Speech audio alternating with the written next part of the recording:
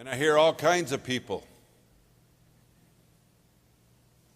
saying you can't have a clean environment and good jobs. I can tell you from my life's experience, you're either going to have both or you'll have neither. If we destroy the planet by not worrying about what we put into the air, we're ultimately making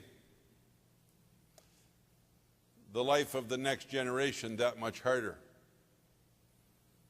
If we try to deal with this without worrying about the jobs and doing it in a way that creates jobs and creates good jobs, then we can't clean up the planet when we're all unemployed. So I get involved in that debate a lot, and you hear them bandying around the term green jobs. But no one can really tell you what a green job is. I can tell you this. Gamesa came to Pennsylvania, Gamesa, a wind turbine manufacturer. And when Gamesa's order book was full, and they were selling wind turbines for renewable energy, members in our steel mill that made steel plate for those turbines got recalled to work. In Conshohocken and up in Gary, Indiana, workers went back to work in the plate mill making plate for those wind turbines. Those are green jobs. If things are going to be a green job, it's got to be a sustainable job.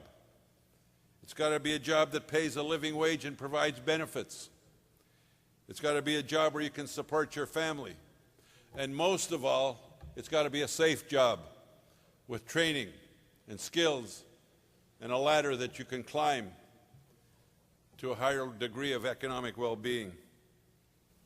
Our union and other unions aren't Johnny-come-latelys to environmental issues. People may not know. We held our first environmental conference in 1963. Most of the environmental organizations that exist now didn't even exist then. And the reason we did that and the reason we understood it is that before it leaves the plant, before it goes up the stack, or before it trickles out the sewer, our members are exposed to it first. There could be no greater challenge in our workplaces than making sure that our workplaces are safe and clean. In many ways, you're the unsung heroes of industrial society.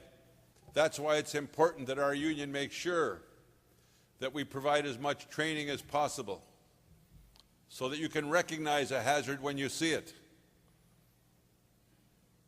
If you haven't got the skill and someone says to you, that's the way it always has been, and you go along because you didn't know that, it doesn't have to be that way,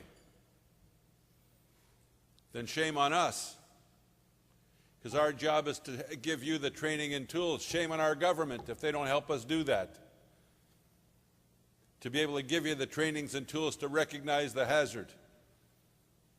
And then it's up to us and our government to give you the power to deal with that hazard. Knowledge without power is simply frustration. And you need the power to do something about it. It's about time.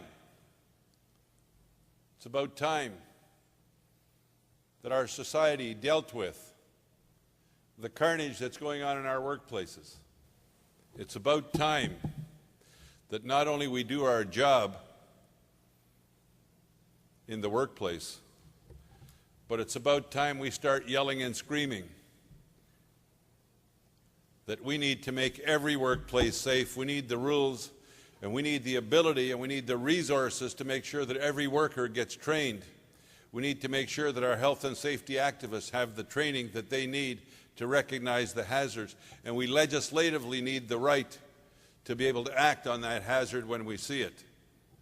Not just in those places where we can have a collective agreement. Ignoring us at the bargaining table doesn't mean it's over. We're going to document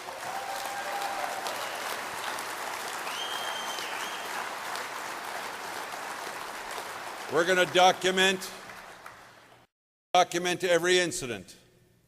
We're going to ask our local unions to investigate every incident. And if you don't let them, we're going to call in the government. And if the government doesn't come and investigate it, we're going to picket and we're going to march. Occupational health and safety is not just a worker's right, it's a human right. People deserve to go to work and come home safe with their limbs and their arms and their future.